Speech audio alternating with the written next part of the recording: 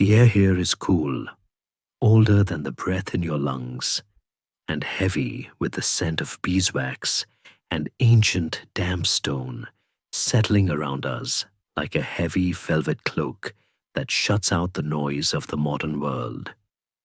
We are standing inside the high vaulted sanctuary of the Church of Our Lady in Courtrai, and though the great wooden doors are barred against the night, the darkness inside is not empty, for high above the altar, where the shadows cling to the rafters, there is a faint golden glimmer catching the last stray beam of moonlight.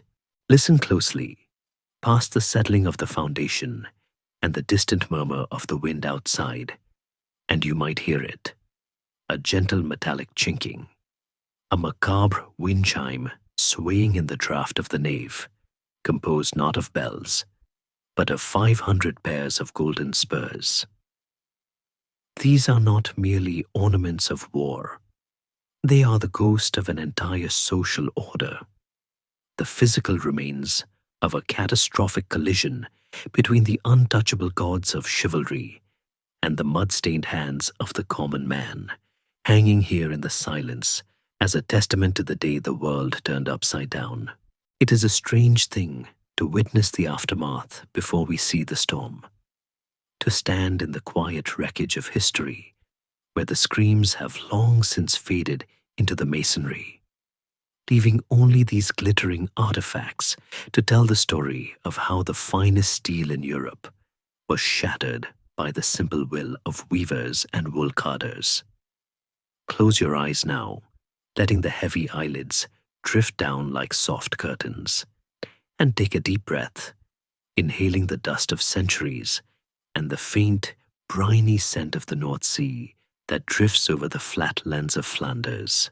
Before you get comfortable, take a moment to like the video and subscribe, but only if you genuinely enjoy what I do here.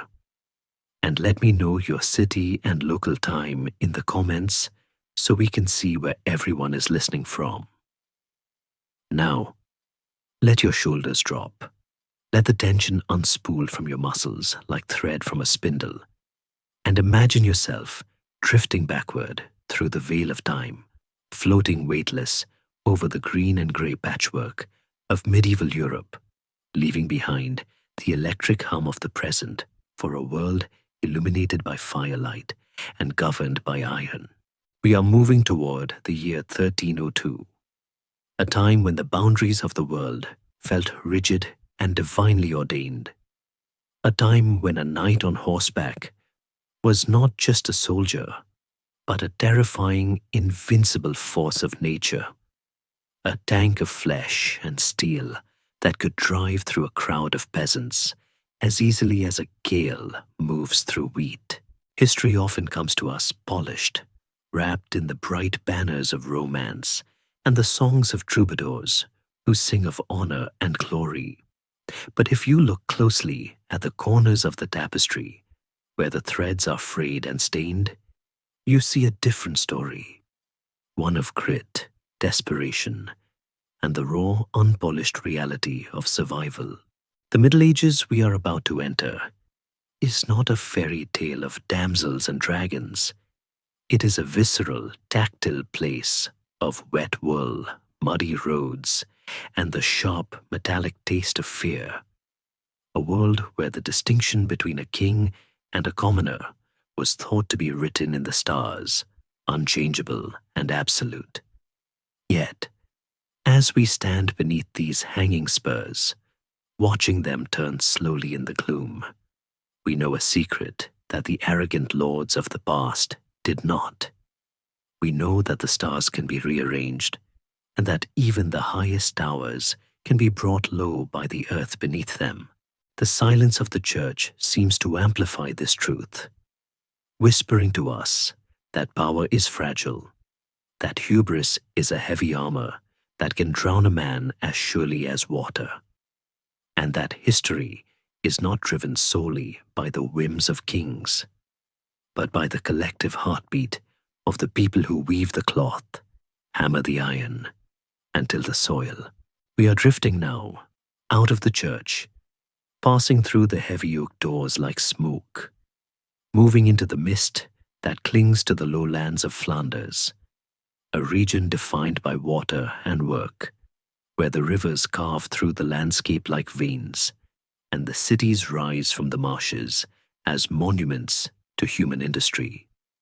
It is a landscape of muffled sounds, of fog wrapping around the brick facades of guild halls, of canals reflecting the grey sky, a place where the rhythm of life is set not by the courtly dance, but by the shuttle of the loom and the beat of the hammer.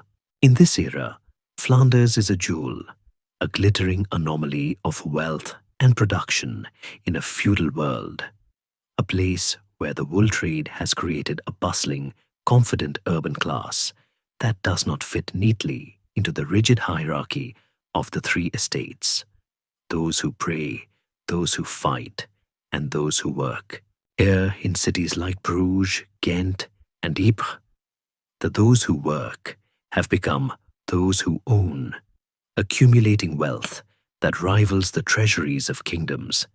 And with that wealth has come a dangerous, quiet pride, a sense of self-worth that sits uneasily with the monarchs who look upon them from their high stone thrones in Paris.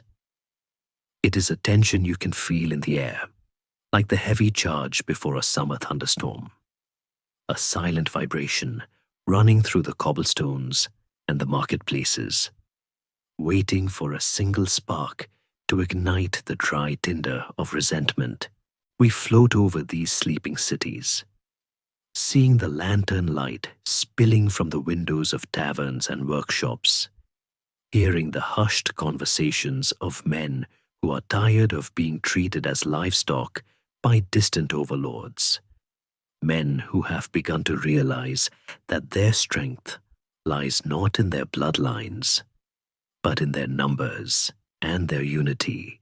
The hanging spurs in the church are the end of the story, but the beginning lies here, in the quiet dignity of the Flemish artisan, in the rough hands of the fuller and the dyer, in the stubborn resolve of a people who have learned that the only thing protecting them from the wolves of the world is the wall they build together.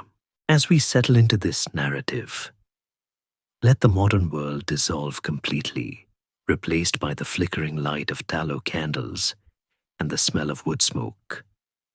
For we are about to witness how the loom became a weapon, and how the mud of a simple field became the graveyard of an outdated age. Historians still argue whether the collection of spurs was a calculated act of political theatre or a spontaneous outpouring of triumphant rage. But as we look back, it feels like a warning, a grim message sent across the centuries that nothing is invincible, and that the quietest voices, when joined in a single chorus, can shatter the foundations of the world.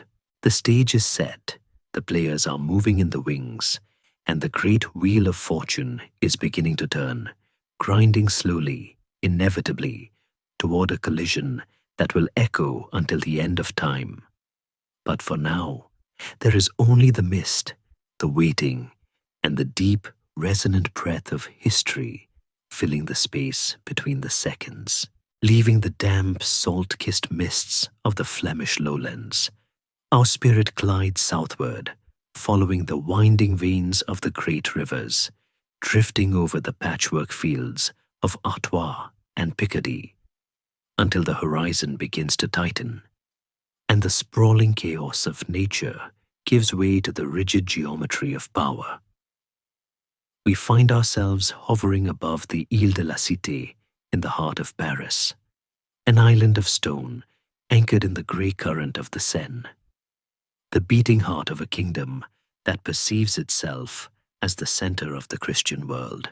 Here the air tastes different, less of brine and wool, and more of wood smoke, incense, and the metallic tang of ambition.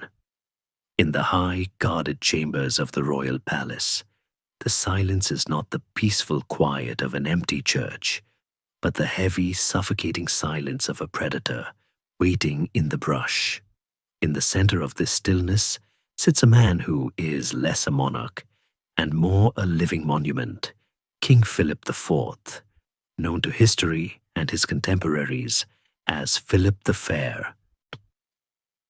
He is a figure of striking, almost unnerving beauty, with pale skin, icy eyes that seldom blink, and long golden hair that frames a face as motionless as a mask. Those who enter his presence often leave trembling, not because he shouts, but because he does not. He observes the world with the detached, terrifying calm of an owl watching a mouse in the grass. He is a king who rarely speaks, leaving the articulation of his will to a circle of ruthless lawyers and ministers who scurry around him like spiders weaving a web. But do not mistake his silence for passivity, for behind those marble features burns a cold, consuming fire of greed. France is the most powerful kingdom in Christendom, a sprawling tapestry of duchies and counties. But power is a hungry beast that must be fed, and Philip's treasury is dangerously empty. The cost of maintaining his grandeur, of fighting endless wars against England, and of expanding the centralized machinery of the state has drained the royal coffers dry. He has already expelled the Jews and seized their assets, debased the currency until the silver coins of the realm are mere ghosts of their former value, and taxed the church until the Pope himself cried out in protest. Yet the beast remains hungry, its maw gaping wide for more gold to fuel the engines of his reign. It is this hunger that turns his unblinking gaze northward, away from the vineyards of the south and toward the grey, stormy coast of Flanders, a land he views not as a collection of ancient rites and proud cities, but simply as a vault waiting to be looted.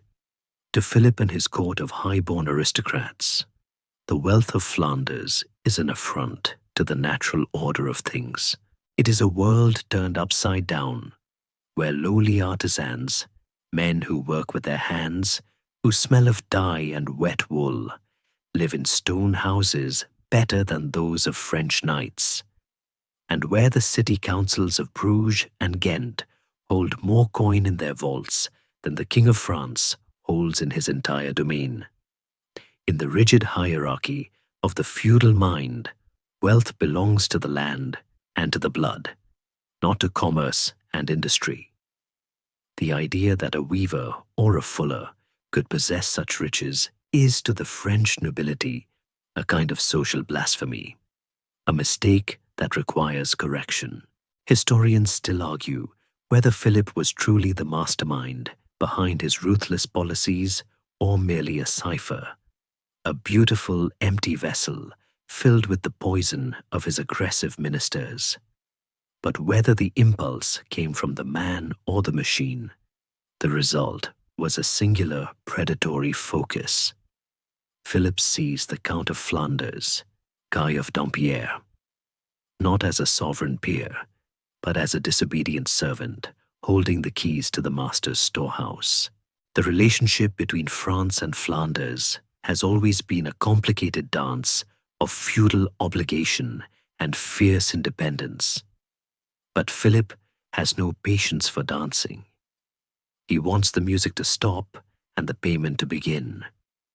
He imagines the textile cities not as vibrant communities of human beings with hopes, dreams, and families, but as stubborn livestock that need to be shorn. This dehumanization is the seed of the tragedy to come, a cold calculation that reduces the complex social fabric of the Low Countries to a line item on a ledger. He does not see the pride in the weaver's craft, the solidarity of the guild halls, or the fierce love of liberty that burns in the hearts of the Flemish people. He sees only the glitter of florins and the shimmer of high-quality cloth. The tragedy of the Iron King is that his intelligence is sharp but narrow, capable of dissecting a legal contract, but utterly incapable of understanding the human spirit. He believes that a decree signed in Paris is enough to bend reality to his will, that the world is a chessboard where the pieces move only when he commands them. He lures Count Guy to Paris under the guise of negotiation, a trap baited with false promises of diplomacy, only to imprison the old man and his sons, stripping Flanders of its hereditary leadership in a single stroke. It is a move of breathtaking arrogance, a violation of the codes of chivalry that Philip claims to uphold. But to him, it is merely efficient governance, the removal of an obstacle. He declares Flanders to be forfeit, a direct possession of the French crown, effectively erasing its independence with a stroke of his quill. He installs French officials, demands extortionate taxes, and prepares to drain the province of its lifeblood, believing the matter to be settled. But as he sits in his high tower, staring out over the slate roofs of Paris with those terrifying, beautiful eyes, he is blind to the truth that is already taking root in the muddy streets of Bruges. He cannot see that, by removing the Count, the traditional feudal buffer between the people and the crown, he has not decapitated the resistance, but rather removed the only leash that was holding back the fury of the common man. He has simplified the conflict, stripping away the complex feudal interplay and leaving only a stark, binary choice: the tyranny of a foreign king against the survival of the people.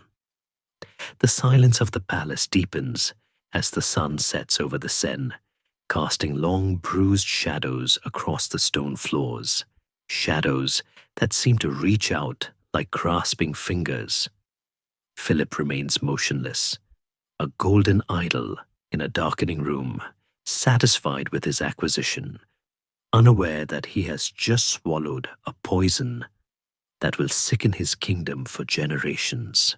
He has purchased the enmity of a people who do not fight for land or titles, but for their very right to exist. And in doing so, he has awakened a force that no amount of royal decrees can suppress. The coin he seeks so desperately will come at a price he cannot imagine, paid not in silver, but in the blood of his finest knights. The vault is open, yes, but what lies inside is not just gold. It is a fire that has been smoldering for decades, waiting for the oxygen of his greed to fan it into an inferno. The camera of our mind lingers on his face one last time, smooth, impassive, and perfect, before we turn away, drifting back out the window, carried by the northern wind that whispers of gathering storms, moving away from the icy stillness of the king and towards the thunder that is beginning to rumble in the distance. The will of the king, once formulated in the silent, stony air of Paris, does not remain abstract for long. It manifests in the physical world, traveling north along the muddy roads in a column of steel and silk, until it arrives at the gates of Bruges in the form of a man named Jacques de Châtillon. To understand the tragedy that is about to unfold, one must understand this man, for he is the embodiment of the collision between two incompatible worlds.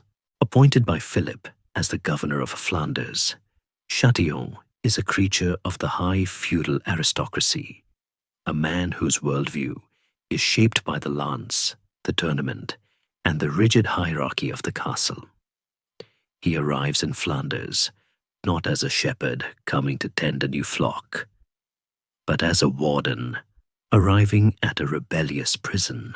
In his mind, the intricate web of Flemish privileges, the power of the guilds, and the loud, confident voices of the city councils are not ancient rights to be respected, but chaotic weeds that must be pulled up by the root to make way for the orderly garden of French royal authority. He brings with him the subtlety of a sledgehammer, a phrase that history has whispered about him for 7 centuries, settling into the governor's palace with a heavy metallic presence that immediately bruises the delicate social skin of the city. The atmosphere in Bruges shifts the moment his retinue enters. The bustling, chaotic hum of the marketplace, usually filled with the spirited haggling of merchants and the rhythmic clacking of looms, takes on a nervous, brittle quality.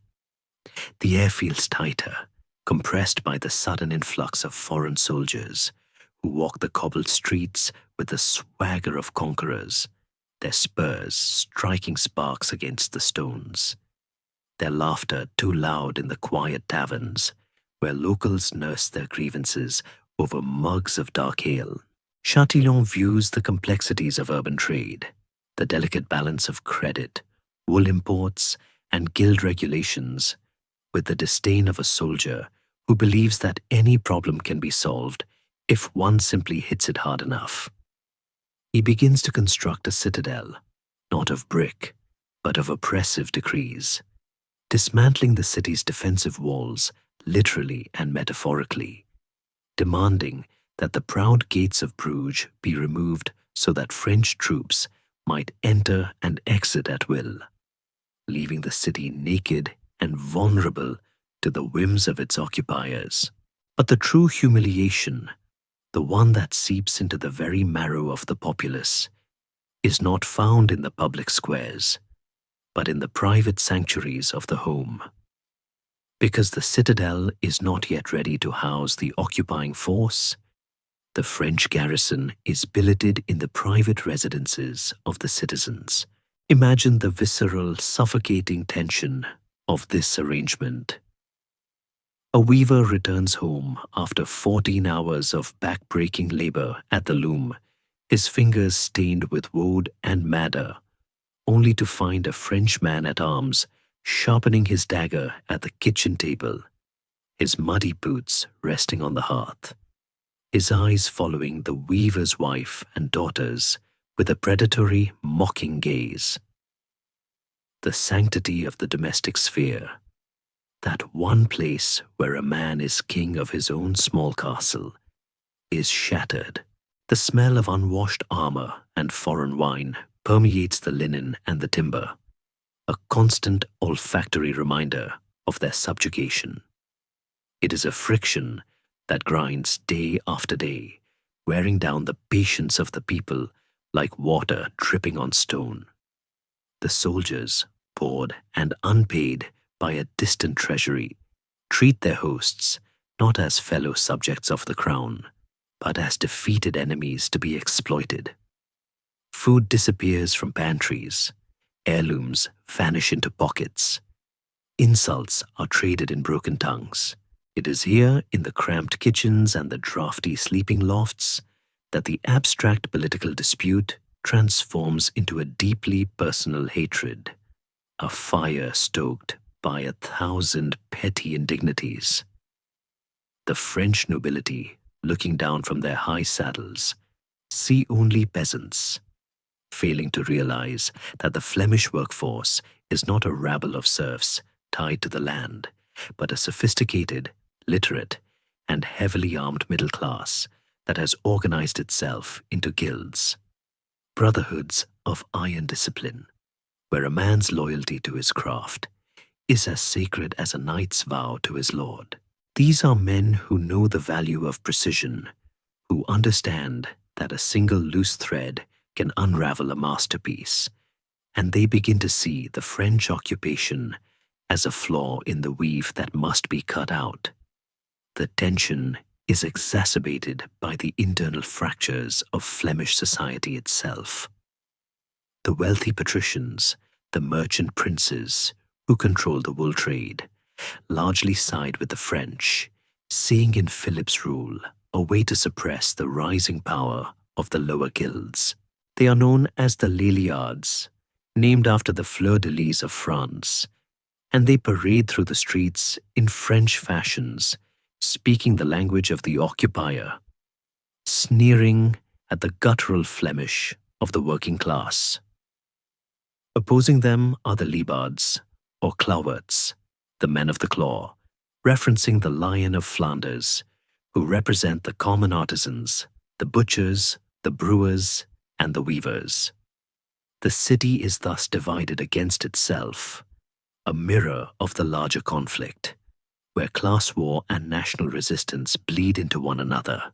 Historians still argue whether Jacques de Chatillon was a man of singular incompetence, a blunt instrument wholly unsuited for the delicate task of diplomacy, or if he was merely a faithful servant trapped by the impossible demands of a king who wanted peace without paying the price of respect. Perhaps he was simply a man of his time, unable to comprehend a world where power could flow upwards from the street rather than downwards from the throne. Regardless of his intent, his actions are the catalyst for catastrophe. He organizes a grand triumphal entry for King Philip and Queen Joan of Navarre, a pageant of such staggering opulence that it backfires spectacularly.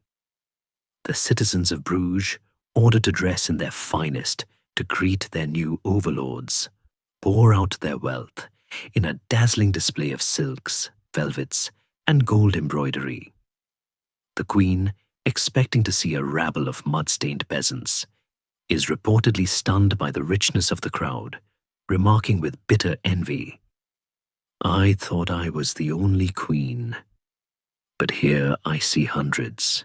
Instead of being impressed by her subjects, she feels threatened by them, and her jealousy whispers into the king's ear, urging him to tax this insolent wealth until the city bleeds. The screw turns tighter. New taxes are levied on the very necessities of life, on the wool that feeds the looms and the beer that feeds the men. The sledgehammer comes down again and again, oblivious to the fact that the metal he is striking is not soft lead, but tempered steel. The joyous entry becomes a bitter memory, replaced by the grim reality of extortion.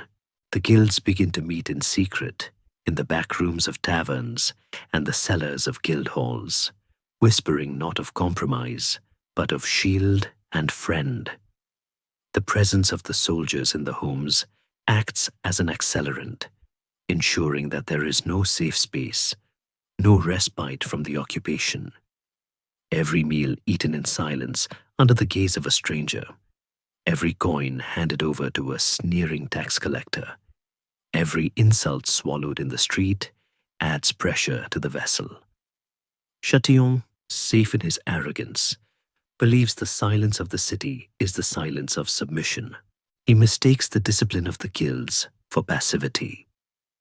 He does not see the glances exchanged between the butcher and the tanner, or the way the weavers handle their heavy wooden tools with a new grim familiarity.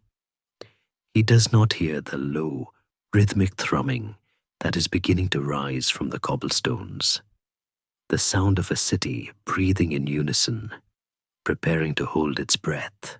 The silken city is still there, beautiful and rich, but beneath the velvet and the brocade, the muscles are tightening, and the sledgehammer, raised high for another blow, is about to meet a resistance that will send the shock waves ringing back all the way to Paris.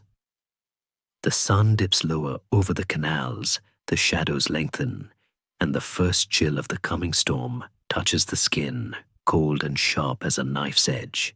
The sun sets on the evening of May 17th, 1302, bleeding a bruised purple into the canals of Bruges, and as the light fails, the city draws a heavy, suffocating blanket of silence around itself. It is not the peaceful silence of sleep, but the tense, vibrating quiet of a predator crouching in the tall grass. A silence that holds its breath, waiting for a signal. The French soldiers, garrisoned in the homes of the burghers, settle into their borrowed beds, bloated with Flemish wine and the arrogance of occupation, unaware that the floorboards beneath them are creaking with the weight of a conspiracy that has been spun as carefully as the finest lace.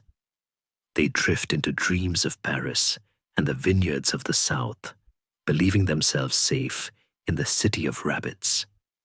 But outside, in the deepening shadows of the alleys and the narrow, winding streets, the rabbits are sharpening their teeth. The architects of this night are not lords or generals, but men of the apron and the hammer.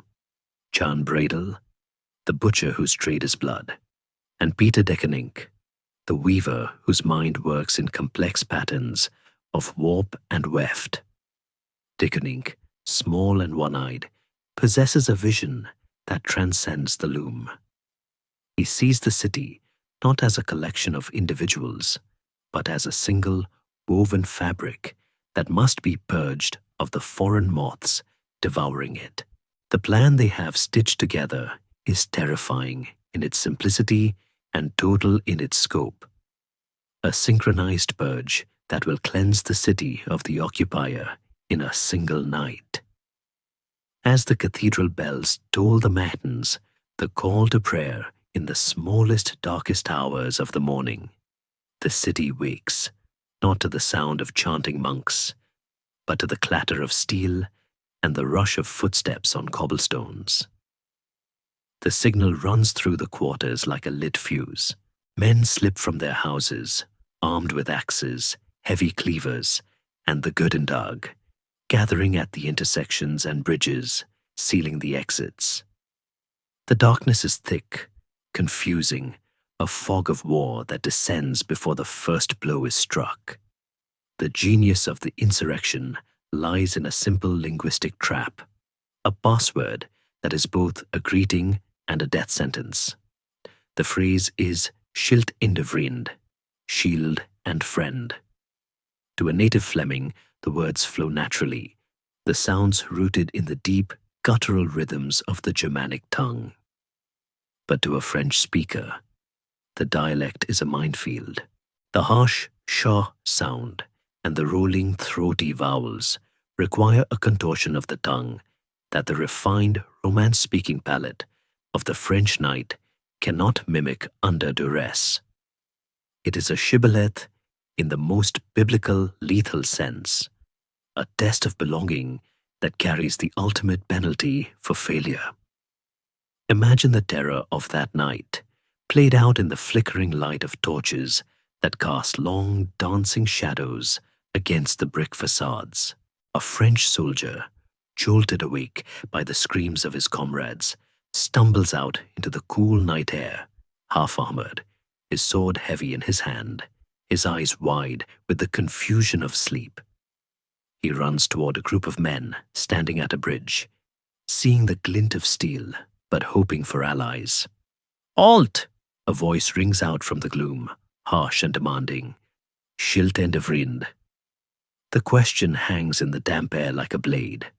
The soldier opens his mouth, his mind racing to form the alien sounds, to imitate the guttural rasp he has heard in the markets.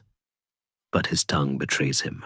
The softness of his French accent, the inability to grind the syllables deep in the throat, marks him instantly. He stammers, perhaps offering a silt instead of schild, and in that fraction of a second, his fate is sealed. The answer is not a correction, but the dull, wet thud of a club, or the sharp bite of a butcher's axe.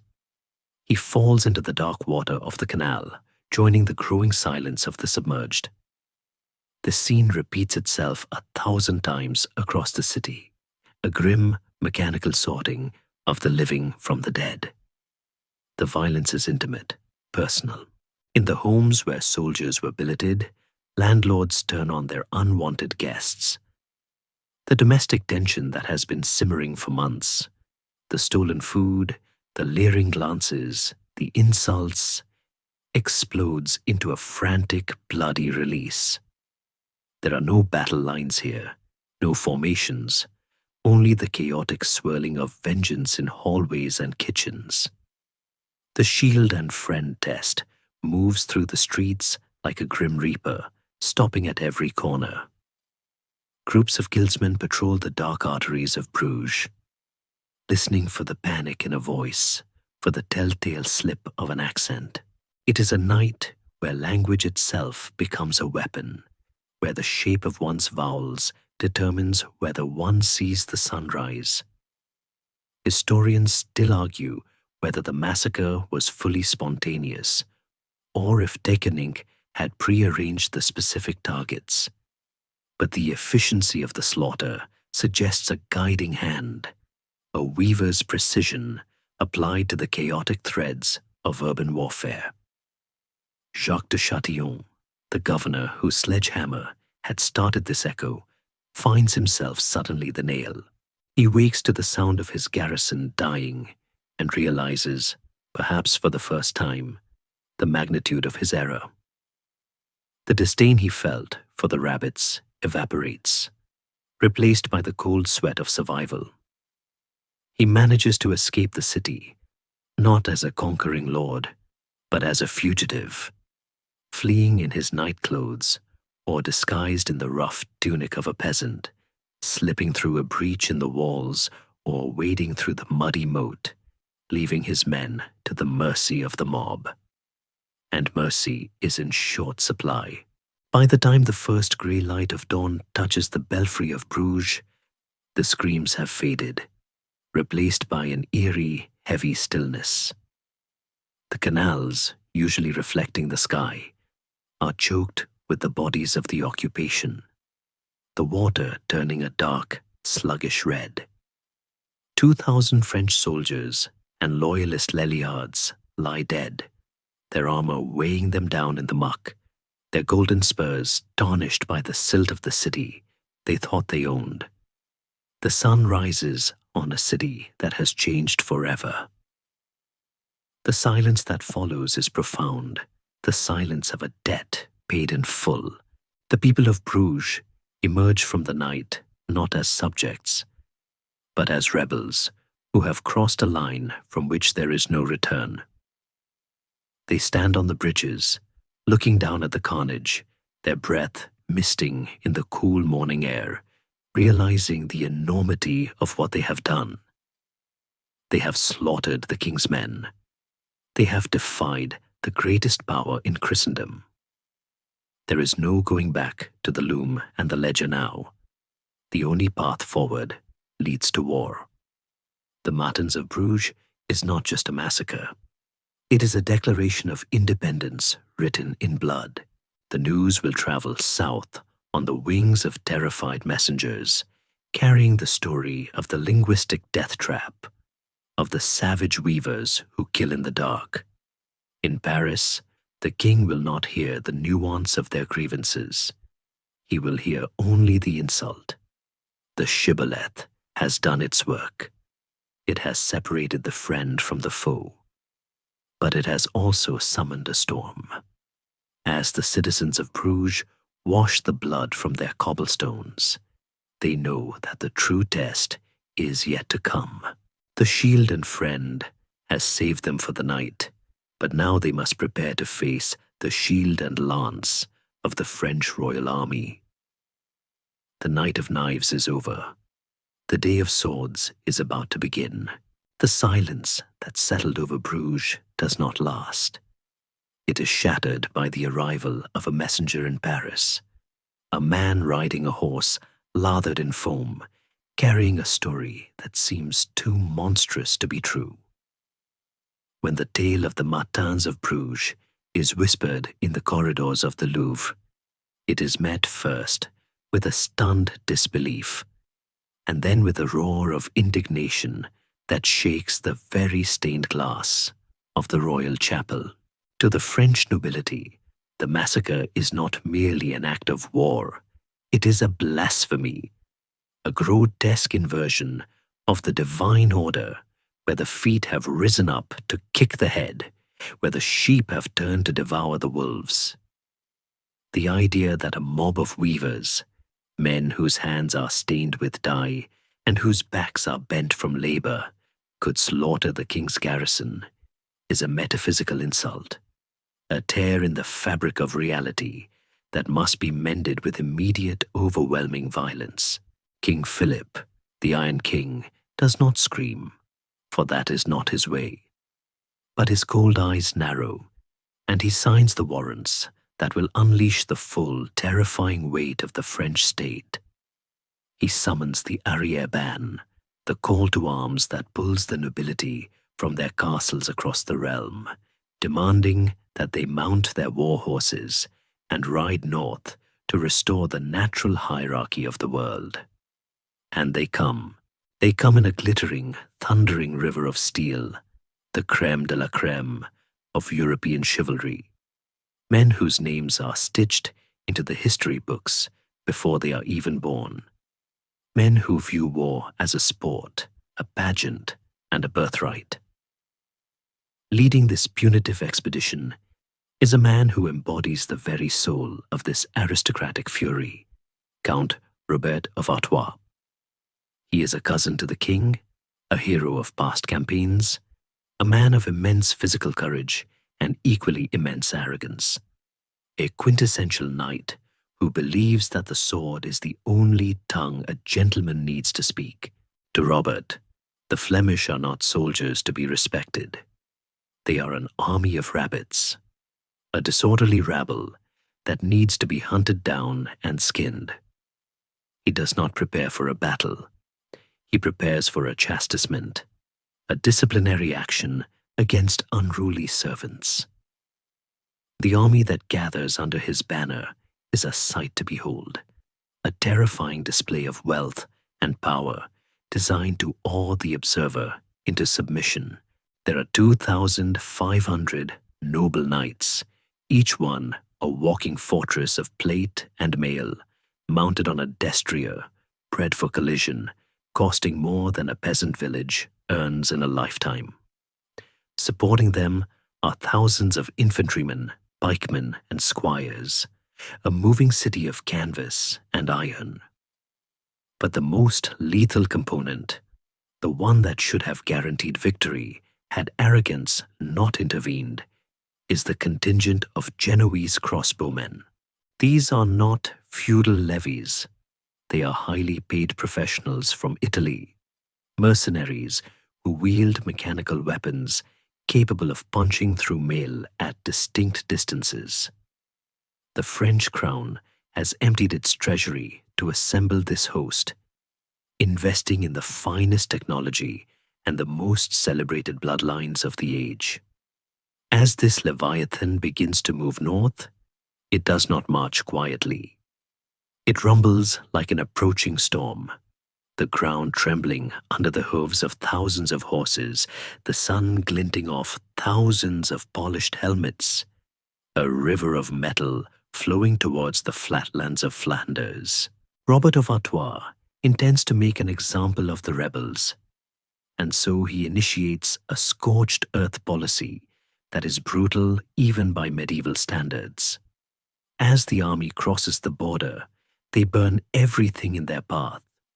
Villages are torched, the smoke rising in thick black columns that can be seen for miles, acting as a grim herald of their arrival. Fields are trampled, livestock slaughtered, and refugees are driven before the army like cattle. A tidal wave of terrified humanity meant to crash into the Flemish cities and break their will. The French strategy is psychological as much as it is martial.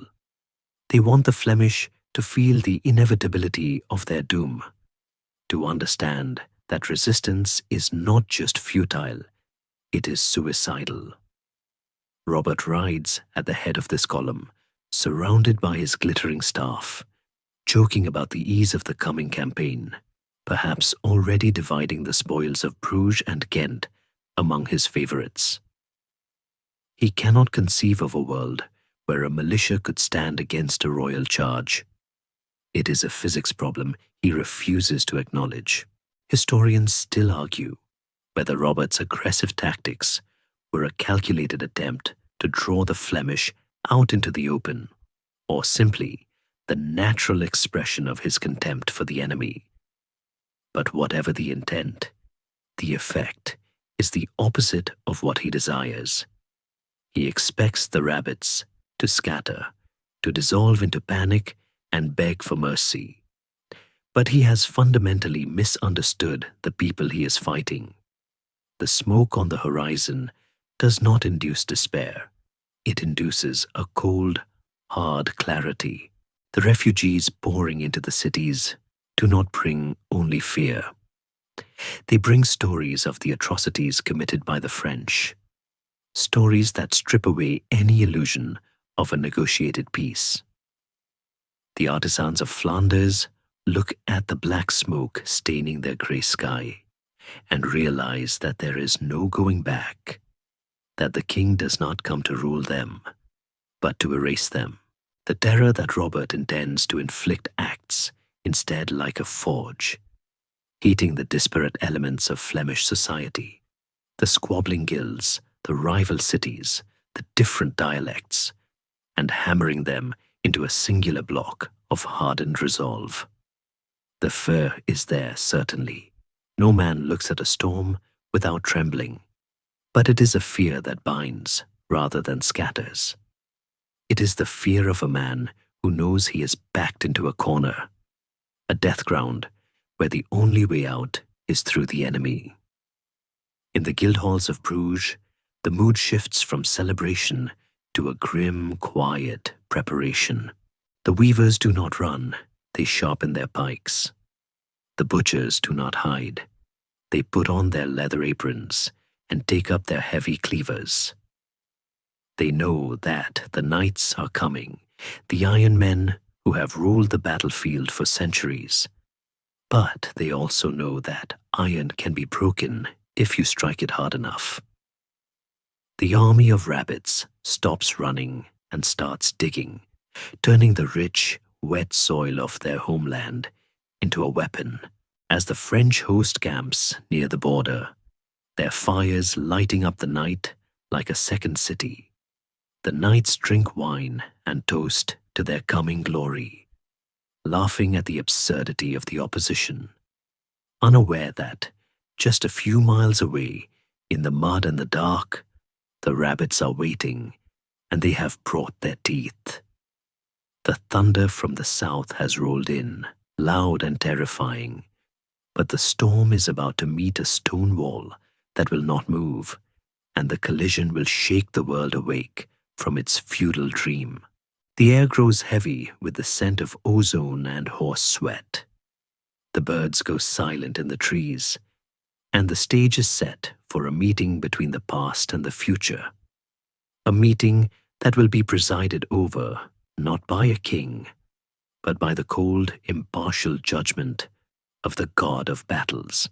While the French host glitters like a diamond necklace dragged through the mud of history, the force assembling to meet them is something entirely different, rougher, darker, and forged from a metal that the aristocracy has not yet learned to fear.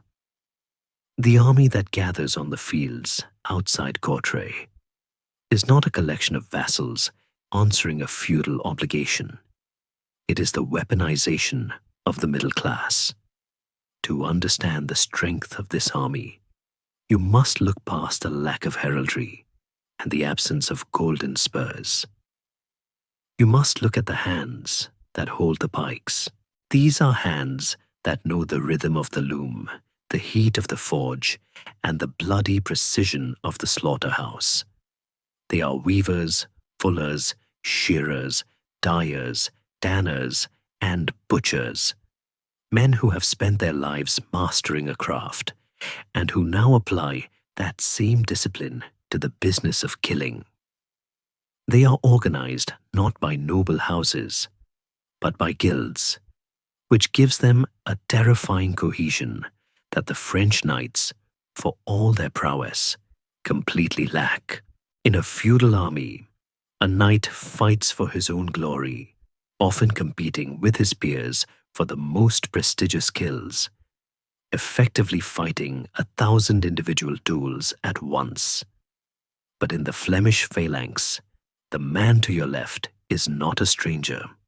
He is the man who lives down the street, the man whose children play with yours, the man you have stood beside in the Guildhall for 20 years. To break the line is not just cowardice. It is a betrayal of your brother. This web of social obligation creates a wall of shields that is bound together by shame and love in equal measure. A psychological mortar that hardens under pressure. Their equipment reflects this pragmatic industrial spirit. There is no individual flair here, no personalized crests or silk surcoats. Instead, there is the utilitarian uniformity of mass production. Most men wear the kettle hat, a broad-brimmed steel helmet that offers excellent protection against downward sword strokes while keeping the sun and rain out of their eyes.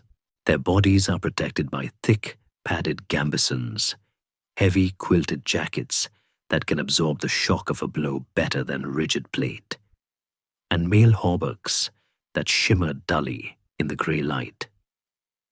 They look less like warriors and more like workers dressed for a particularly dangerous job, which, in a sense, they are. They are led not by distant generals on high horses, but by their own populist demagogues, men like Peter de Koninck and Jan Breidel, who do not command from the rear, but stand in the front rank, their boots sinking into the same mud as their apprentices. De Koninck, the weaver who spun the conspiracy of the Martins, now spins the strategy of the defense, proving that the mind that can organize a trade union can also organize a battalion.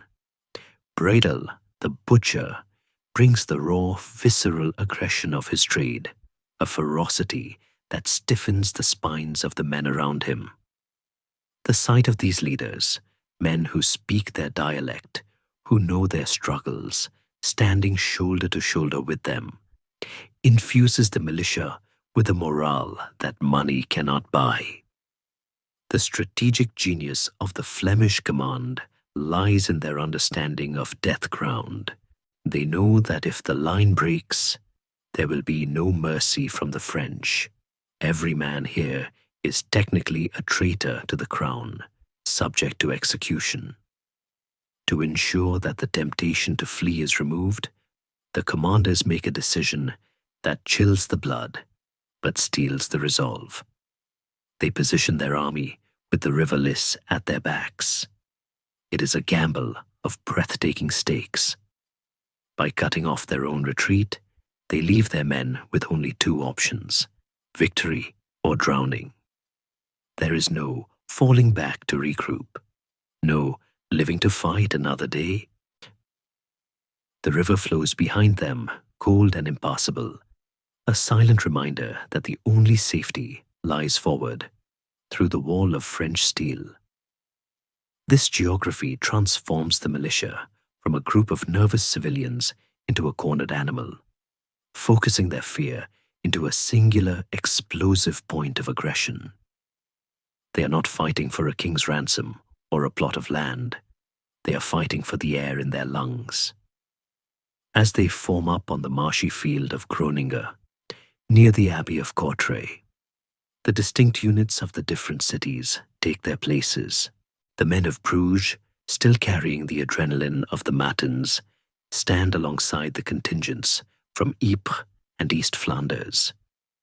Even a group from Ghent, whose city council had officially sided with the French, has defied their masters to join the rebellion, led by Jan Bolut. It is a gathering of the entire urban soul of Flanders. Historians still argue whether the strict uniformity of their equipment suggests a central arsenal, or simply the wealthy status of the individual guild members. But the effect is the same: a sea of steel caps and grim faces, a hedgehog of pike points bristling against the horizon. They know they are outnumbered in quality, if not in quantity. They know that a single French knight is worth 10 of them in open combat. But they also know the secret of the phalanx, that 10 men acting as one giant spiky organism can stop a giant. They begin to dig in, not just physically, but mentally, rooting themselves to the spot. The banter of the camp fades, replaced by the quiet murmurs of prayer and the checking of straps and buckles. The atmosphere in the Flemish lines is heavy with the specific anxiety of the underdog. They can hear the French trumpets in the distance, a brazen, brassy sound that speaks of entitlement. They can feel the vibration of the heavy cavalry maneuvering on the firm ground beyond the streams. But there is also a grim humor here, the dark wit of the working man who has seen difficult days before. They pass skins of water and beer down the lines, slapping each other on the back, engaging in the rough camaraderie of those about to die. They are the claws of the lion, and today they will see if a lion made of wool and iron can tear the throat out of the lily of France. They are the weaponized middle class, an anomaly in a feudal world, a glitch in the matrix of medieval society that is about to assert its right to exist. As the mist clears and the sun climbs higher, illuminating the vast, terrifying expanse of the French army deploying across the field, the weavers tighten their grip on their pikes.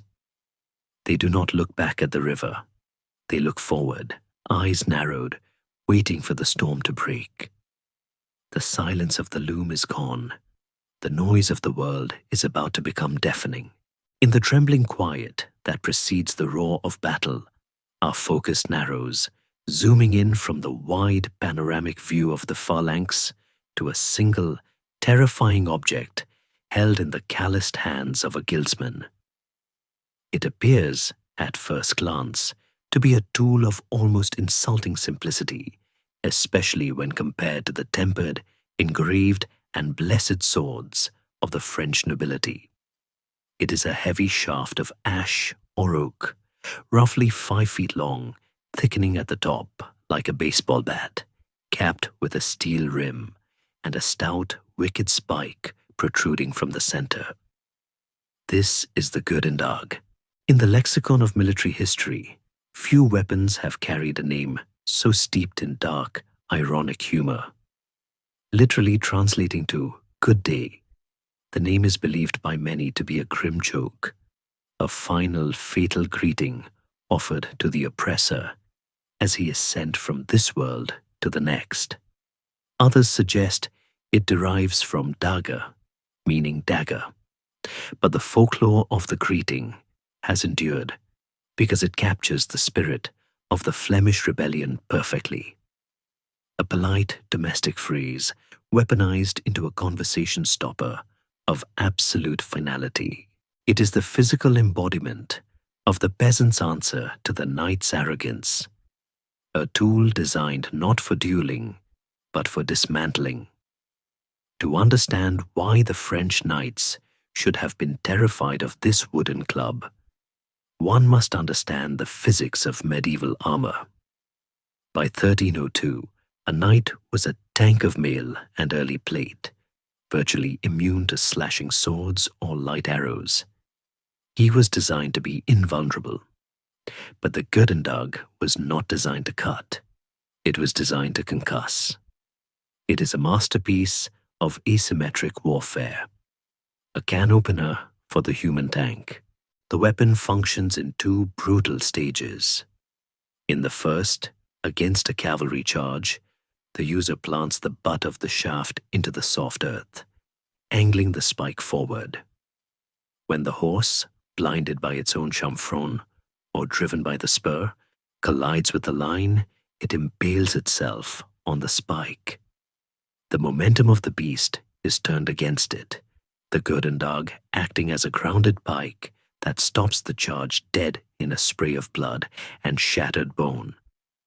This stops the horse, but the rider, protected by his expensive saddle and armor, often survives the fall. It is in the second stage, the melee, that the good and dark truly earns its terrifying reputation. Once the knight is down, struggling in the mud, the weapon is reversed or swung like a sledgehammer. The top-heavy design allows a man of average strength to generate an immense amount of kinetic energy. When the heavy wooden head connects with the helmet, it does not need to penetrate the steel to kill the man inside. The force of the blow travels through the metal, delivering a shockwave directly to the skull. It is a weapon of blunt force trauma.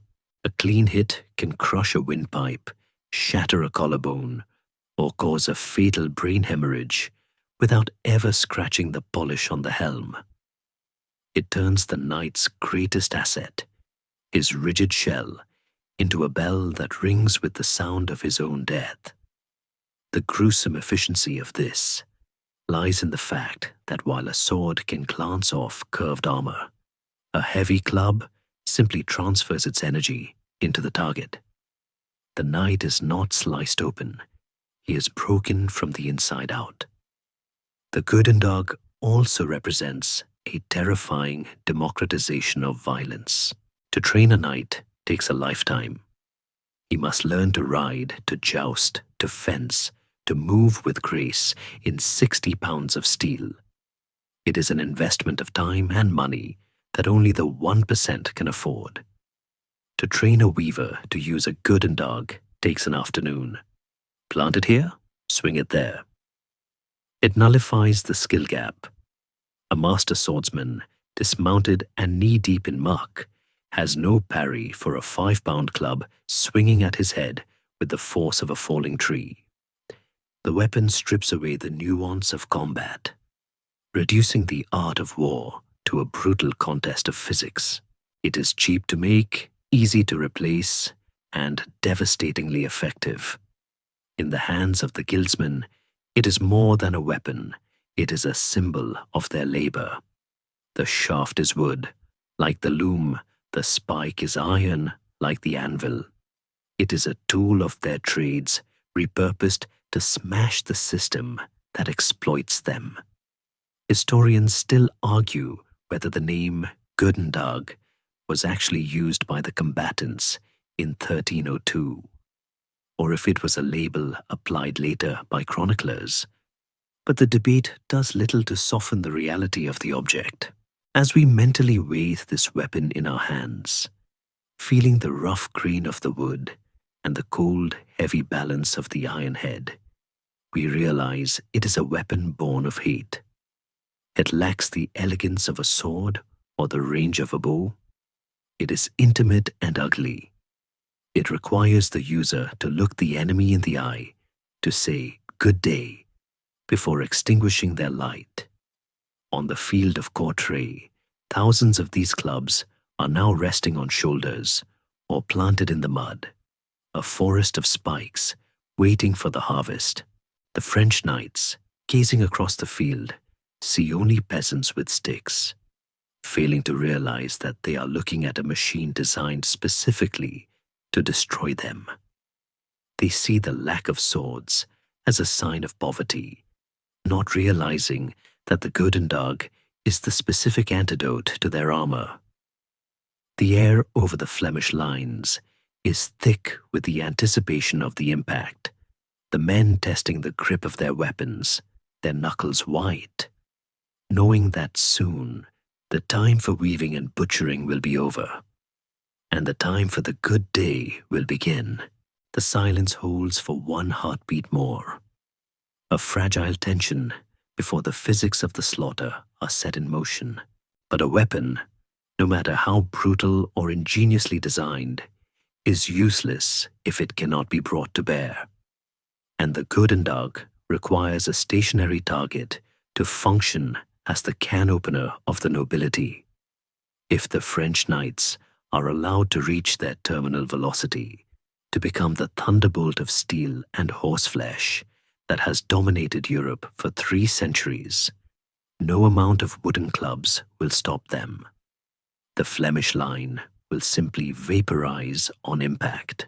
The commanders of the militia, men like Renier of Trithallure, a knight who has cast his lot with the rebels and brought with him the cold, calculating eye of a military engineer, understand this physics problem intimately. They know that they cannot beat the French in a contest of momentum, so they decide to steal the momentum away. They turn their eyes to the ground beneath their boots, looking at the field of Courtrai not as a pastoral landscape, but as a potential machine of war. To the untrained eye, the field is a flat, green expanse bordered by the walls of the town and the flowing water, a perfect stage for a cavalry charge. But to Renier and the guild leaders, it is a canvas waiting to be painted with traps. They begin to weaponize the geography itself, turning the wet, clay-heavy soil of Flanders into a silent, passive ally that will do the killing work before a single blow is struck. The preparations begin well before the first trumpet sounds, a frantic, mud-stained excavation that transforms the topography into a kill-box. The field is naturally crisscrossed by streams, most notably the Groningebeek and the Grotebeek, small veins of water that feed into the River Lees. Under normal circumstances, these are minor nuisances, easily jumped by a warhorse. But the Flemish militia, swapping their pikes for spades, begin to widen and deepen these channels. They dig aggressively, carving out the banks until the streams become jagged scars in the earth, too wide to jump and too deep to wade through without losing speed. But they do not stop at the natural waterways. In the spaces between the streams, where the ground is firm, they dig a complex network of smaller ditches and potholes, traps designed to snap a horse's leg as surely as a dry twig. This is the medieval equivalent of a minefield, a hidden grid of hazards meant to disrupt the terrifying cohesion of the charge. The genius of the defense lies in the deception. Historians still argue whether the Flemish completely covered these ditches with brush, straw, and dirt to make them invisible, or if they simply relied on the tall summer grass and the natural marshiness of the terrain to hide the danger. But the effect is the same. The trap is laid, and then, with a cunning that borders on cruelty, it is baited. The Flemish line forms up behind these obstacles, presenting themselves as a solid, static wall, a tantalizingly easy target that seems to beg for a charge. They leave small gaps in the ditch network, narrow causeways of solid ground that will funnel the attackers into tight, congested choke points where their numbers will count for nothing, and their flanks will be exposed to the biting points of the pikes. It is a strategy of profound psychological insight. They are banking on the blindness of the French aristocracy, betting everything on the assumption that Robert of Artois will look at this field and see only what he wants to see, a flat plain occupied by an inferior rabble. They are counting on his arrogance to fill in the gaps, to smooth over the irregularities of the terrain in his mind's eye.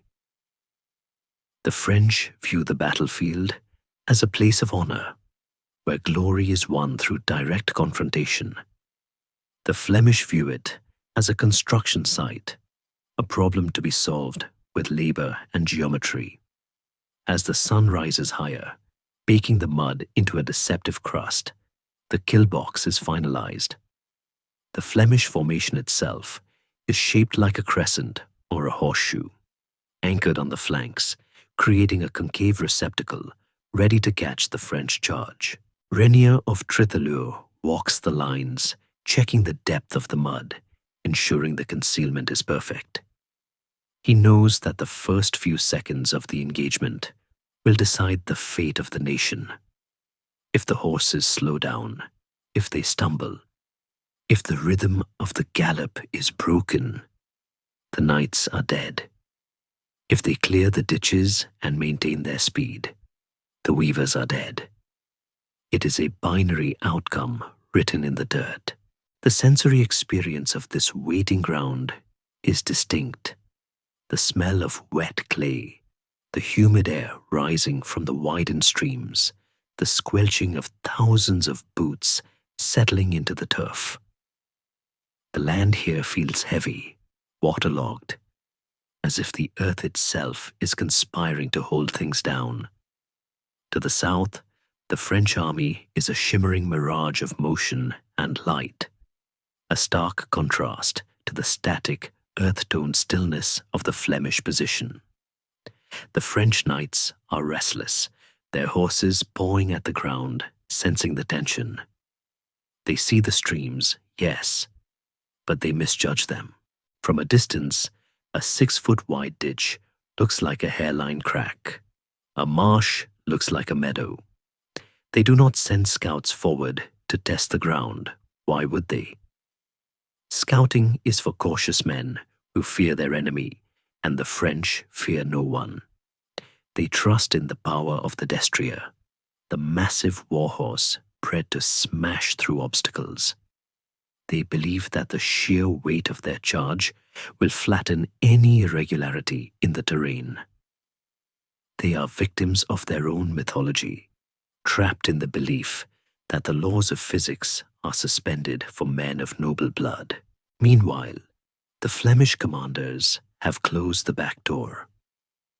By positioning their men with the river lies directly behind them, they have removed the option of flight. But they have also turned the river into the anvil against which the French will be hammered. The geography creates a pressure cooker. Once the French enter the box, the streams on the sides and the river at the back will ensure there is no lateral movement. They will be compressed, squeezed into a density that makes sword swinging impossible, turning their greatest strength, their mass, into their coffin. The kill box is not just a tactical arrangement, it is a philosophy of total war, a rejection of the sporting nature of knightly combat. There will be no maneuvering, no flanking, no elegant displays of horsemanship. There will only be the collision, the crush, and the mud. As the morning wears on and the heat builds, the trap sits silently in the sun, invisible and deadly, a mouth waiting to snap shut. The flies buzz over the stagnant water of the ditches, the only things moving in the stillness of the Flemish lines. The men standing behind the traps tighten their grip on their gooden dogs, knowing that the earth in front of them is about to become a graveyard. They have drawn their lines in the mud, lines that say, "This far and no further." The stage is set, the trap is primed, and the unwitting victims are adjusting their visors, preparing to ride into a history that has already been written by the spades of the common man. The landscape is no longer just scenery. It is the silent protagonist of the battle, waiting for its cue to swallow the pride of France. The battle begins not with the thunder of hooves, but with the dry, mechanical snap of crossbows. At noon, under the high sun of July, the French command makes the first move, and surprisingly, it is the correct one.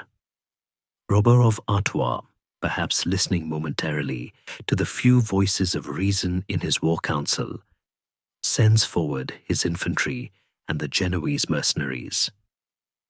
These men, professionals in the art of ranged warfare, advance towards the Flemish lines, stopping just outside the range of the crude militia bows, but well within the lethal arc of their own weapons. They begin a systematic bombardment. The air fills with the hum of bolts, short, heavy quarrels that punch through the air with terrifying velocity. The Genoese are methodical. They wind their cranks, load, aim, and loose, sending wave after wave of steel into the static Flemish formation. The militia, unable to move without abandoning their defensive positions, can only crouch under their kettle hats and gambesons, absorbing the punishment. Men fall, gaps open in the shield wall, and the screams of the wounded begin to drift across the field. The French infantry pushes forward, skirmishing at the edges of the streams, testing the defenses. And for a moment, it looks as though the natural order will assert itself through discipline and superior firepower. The Flemish are pinned, bleeding, and unable to retaliate. If this continues, if the French simply stand off and whittle the militia down for another hour, the rebellion will collapse under the weight of attrition. But to the French knights watching from the rear, this spectacle is not a success. It is an insult, as they sit on their magnificent chargers, sweating in their heavy padding. They watch the lowly mercenaries and foot soldiers doing the work that belongs by right to the nobility. Every bolt that fells a Fleming is a glory stolen from a knight. The sight of commoners fighting commoners, while the aristocracy sits idle, is a violation of the chivalric ego that Robert of Artois cannot abide. The success of the Genoese becomes, in his twisted logic, a failure of the knightly class. The murmurs begin in the ranks. Impatient snorts of horses, the restless clanking of armor, the angry whispers of, "Are we to let the crossbows win the day?" The pressure builds behind Robert, a dam of ego ready to burst. He looks at the Flemish line, which appears to be wavering under the barrage, and he makes the decision that will doom his army and echo through history as the epitome of catastrophic hubris. He does not see a softening enemy. He sees a fleeing prey that he is about to lose. With a shout that is more a snarl of entitlement than a tactical command, Robert orders the Genoese to cease fire and withdraw. But withdrawal takes time. The mercenaries, confused by the order to stop when they are winning, begin to pack up their gear, turning to move back through the lines. They are slow, deliberate, and in the way. To the knights, now consumed by the battle lust and the fear of missing out, the retreating crossbowmen are just another obstacle. They do not wait for the infantry to clear the field. The order is given to charge. Montjoie Saint-Denis. The cry goes up, and the 2,500 heavy cavalry begin to move. But they are not moving into open ground. They are moving directly into the backs of their own men. What follows is a scene of grotesque fratricide. The knights, blinded by their visors and their contempt, literally trample their own infantry. They ride down the Genoese, cursing them as they fall, shouting for them to clear the path. The hooves of the destriers crush the expensive crossbows and the men who wield them. The French army begins to eat itself. The formation of the cavalry is disrupted before they even reach the enemy, their momentum sapped by the grisly speed bumps of their own making. It is a chaotic, screaming mess of friendly fire, a trampling of the crossbows that signals the complete breakdown of command and control. The knights view the mercenaries as trash to be discarded, unaware that they are destroying the very screen that protected them. As the cavalry bursts through the wreckage of their own vanguard, they are disorganized, angry, and slightly slower than they should be. They have lost the singular, terrifying cohesion of the lance charge. Instead of a solid wall of steel, they are a ragged wave, individual riders racing each other to the front, eager to be the first to skewer a peasant. They see the Flemish line ahead, still standing, and they spur their horses to a gallop, believing the hard part is over. They have crushed their own allies. Surely the enemy will be easier. They do not see the widened brooks. They do not see the hidden ditches. They see only the banners of the guilds and the insolent faces of the weavers. Robert of Artois rides near the front, his blood up, his eyes fixed on the prize, completely oblivious to the fact that he has just broken the spine of his own army to satisfy his vanity. The thunder of the charge builds, the ground shaking under the impact of 10,000 hooves, a noise that drowns out the screams of the trampled Genoese behind them. The French are coming, glorious and terrible, charging straight into the kill box, with their eyes wide shut. The Flemish, watching this act of self-destruction with disbelief and grim satisfaction, brace their pikes. They have seen the enemy destroy its own shield. Now, they prepare to meet the sword. The air is filled with the roar of the oncoming avalanche, but beneath the noise, the silence of the trap waits, patient and hungry. The moment of impact, when it finally arrives, is not a clean clash of steel against steel, but a sickening, discordant crunch that sounds like the earth itself is breaking a bone. The French cavalry, having reached the terrifying terminal velocity of their charge, a speed of perhaps 20 miles per hour, carrying the combined weight of 1,000 pounds of horse and armored man, hits the kill box with the force of a derailment. The first rank of knights, eyes fixed on the Flemish pikes, suddenly finds the ground, vanishing beneath their mounts. The Groningebeek, swollen, widened, and masked by the deception of the terrain and the trampling of the crossbowmen, appears only in the final fraction of a second. There is no time to rein in, no space to turn. The lead horses plunge chest-deep into the mire, their front legs snapping like dry kindling under the sudden deceleration. The physics of the disaster are brutal and instantaneous. The momentum that was the knight's greatest weapon now becomes their executioner. The horses stop dead, anchored in the clay, but the riders do not. Hundreds of noblemen are catapulted from their saddles, flying through the air like ragdolls of steel, soaring over the heads of their dying mounts, only to land face first in the muck, or worse, directly onto the points of the Flemish pikes waiting on the other side. But the horror is not limited to the front rank. The tragedy of a heavy cavalry charge is that it cannot stop. The knights in the second, third, and fourth waves are blinded by the dust and the bulk of the men in front of them. They do not see the disaster until they are part of it. They slam into the rear of the fallen vanguard, creating a medieval traffic accident on a catastrophic scale. Horses rear and scream, their hooves thrashing in a panic that shreds flesh and bends metal. Men are pinned beneath the weight of their own beasts, pressed into the suffocating wet darkness of the mud. The stream quickly disappears, filled in by a bridge of writhing bodies, a grotesque causeway of meat and iron.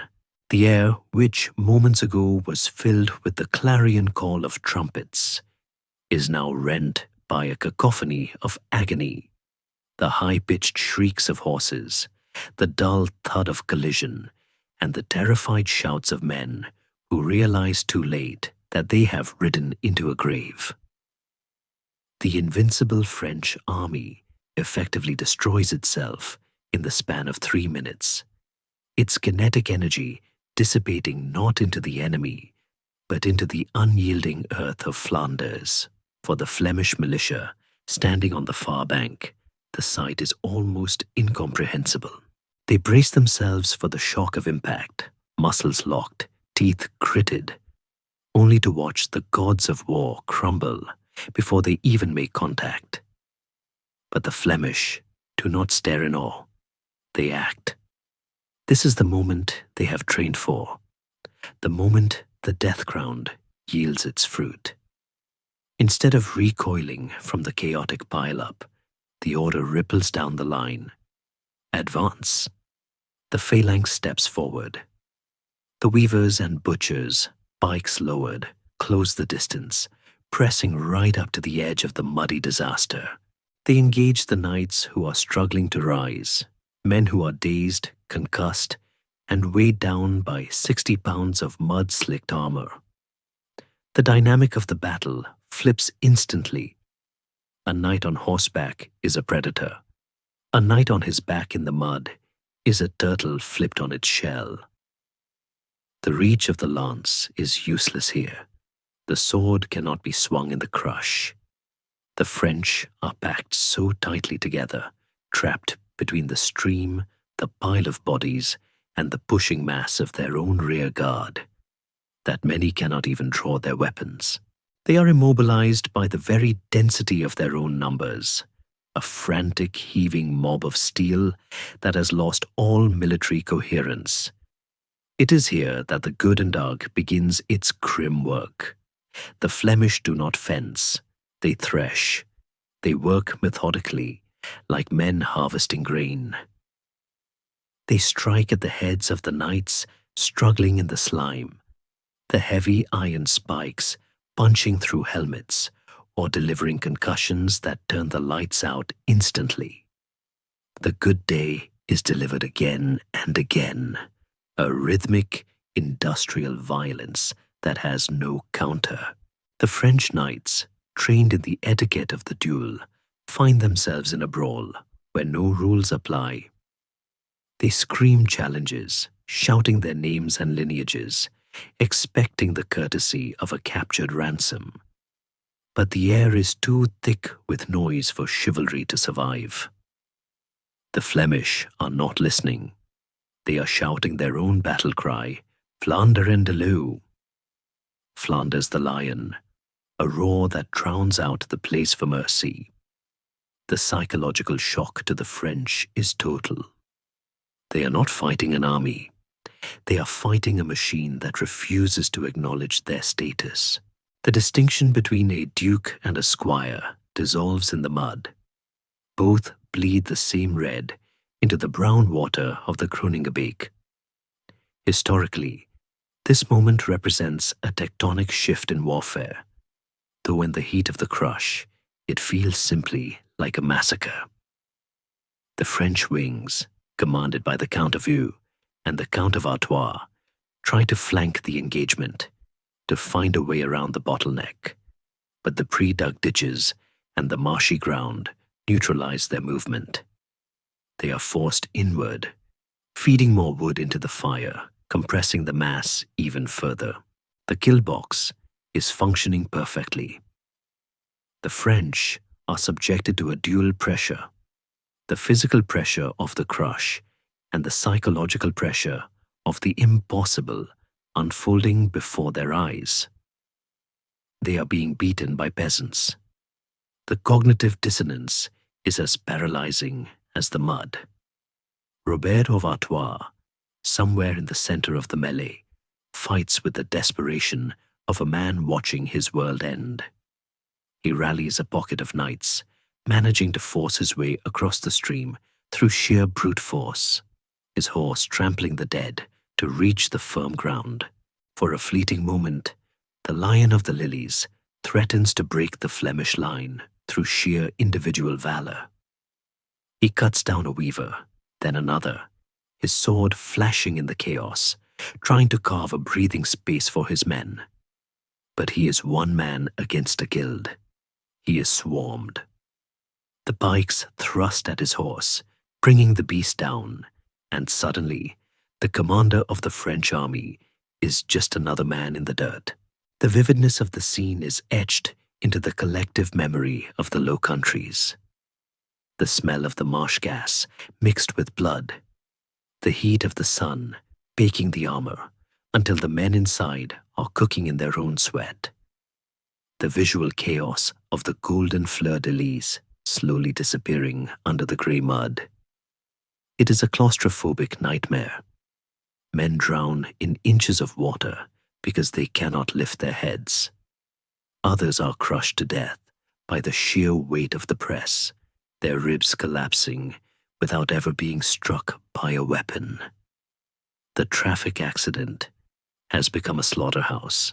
The river at the backs of the Flemish, which was meant to be their grave, now acts as a backstop, allowing them to push off it, to generate the leverage needed to hold the line. The French, conversely, have nowhere to go. They are stuck in the funnel, pushed from behind by their own reserves, who still don't understand the catastrophe up front, and hammered from the front by the rhythmic rise and fall of the Gurdendags. The Great Collision has turned into the Great Compression, a grinding of gears where the softest part of the machine is the human body. As the afternoon wears on, the golden dream of the French nobility sinks lower and lower, swallowed by the insatiable appetite of the Flemish earth. The silence of the mire has been replaced by the roar of a dying age, a sound so loud it seems to vibrate in the teeth of every man present. A terrible, grinding music that signals the end of the Song of Roland and the beginning of the Song of the Commoner. The battle has now devolved into something primal, a grinding attrition where the currency of war is no longer strategy, but simple, brutal endurance. In the chaotic swirl of the melee, the traditional economy of medieval warfare, the exchange of prisoners for gold, collapses completely. In a typical engagement between gentlemen, a fallen knight is a winning lottery ticket.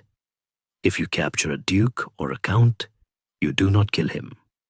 You protect him, you treat his wounds, and you ransom him back to his family for a chest of silver that can set you up for life. It is a civilized, almost commercial transaction that keeps the casualty rates among the nobility artificially low. But the Flemish commanders have looked at this economy and rejected it. Before the battle, the order was given, stark and absolute: give no quarter. They know that if they take prisoners, the French will simply buy their freedom and return with a larger army next year. To win, they must not just defeat the enemy, they must liquidate them. And so, the gold of France begins to sink into the mire, not as currency, but as dead weight, when a French knight, trapped under his horse and surrounded by the claws of the militia, raises his gauntleted hand to surrender, shouting, "Ransom! Ransom!" He is met with a terrifying incomprehension. The weaver standing over him does not speak the language of chivalry. He speaks the language of survival. He sees the golden spurs, the velvet surcoat, and the fine engraving on the armor, not as signs of value, but as the marks of the beast that has tormented his city. The offer of gold is answered with the dull thud of the Gurdendag, or the thrust of a pike. The rules of war are suspended in the mud of Courtrai. It is a class war in its most visceral form, a rejection of the idea that a noble life is worth more than a common one. The slaughter is democratic and indiscriminate. The great names of France, the Counts of Eu, of Aumale, of Soissons, are cut down alongside their squires, their titles offering no more protection than their silk standards. Robert of Artois, the architect of this disaster, finds himself at the center of this grim new reality. Having been dragged from his horse, he lies in the mud, wounded and cornered. According to legend, he cries out to the men surrounding him, offering his sword and his immense fortune in exchange for his life. He pleads, perhaps for the first time in his life, looking up at the faces of men he once called rabbits. But the rabbits have become wolves. They do not see a cousin of the king. They see the man who burned their villages and mocked their grief. One of the Flemish leaders, some accounts say it was a lay brother named Willem of Seftinger, a man of the cloth who fought with the fury of a demon, steps forward. He does not accept the surrender. He strikes.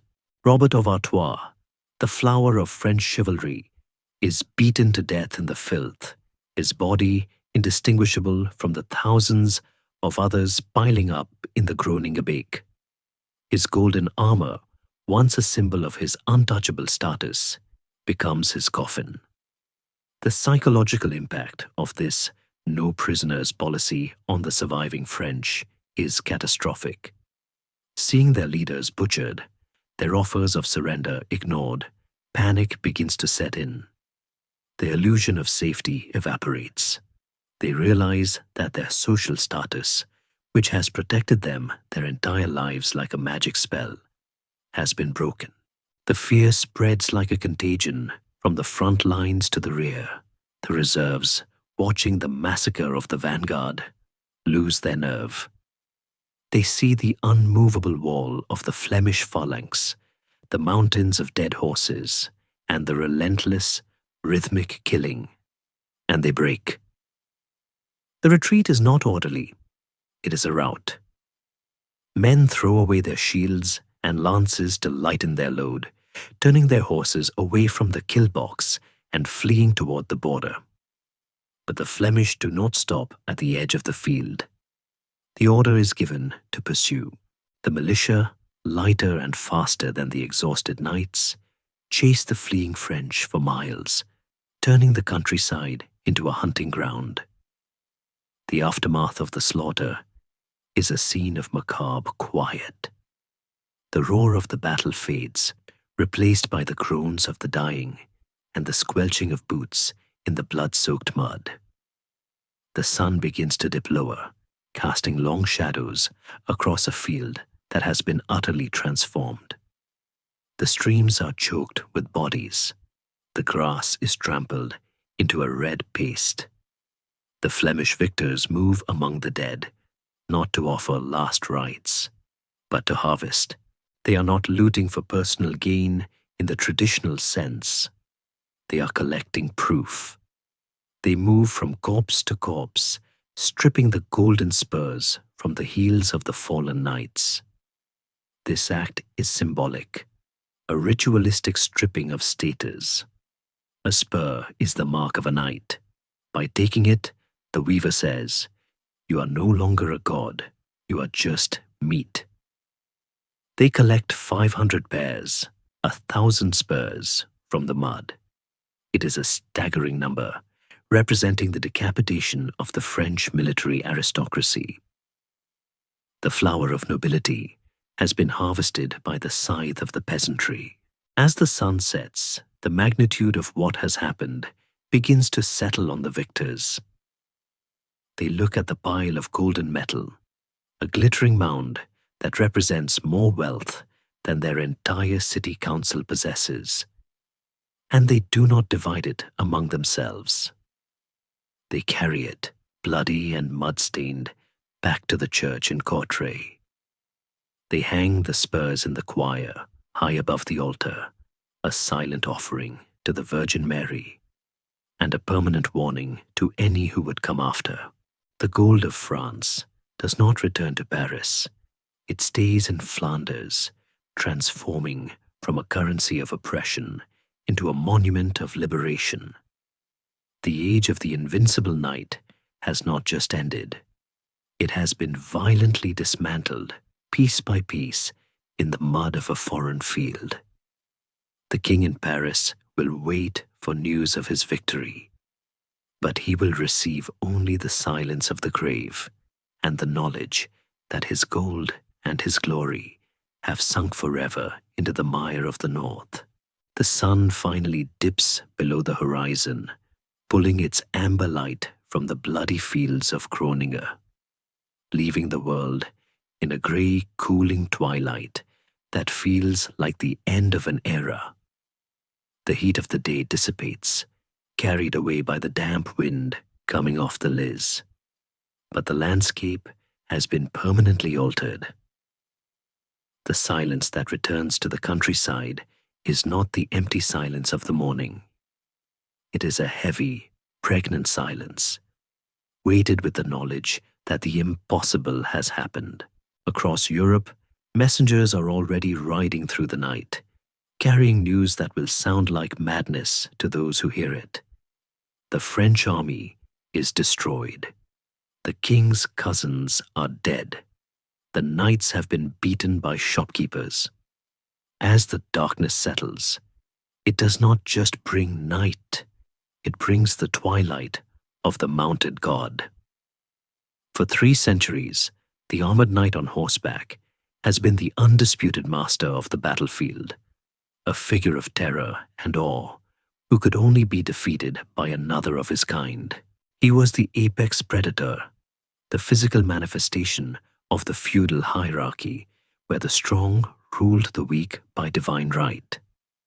But today, in the mud of Courtrai, that god has bled, and men have seen that he is mortal.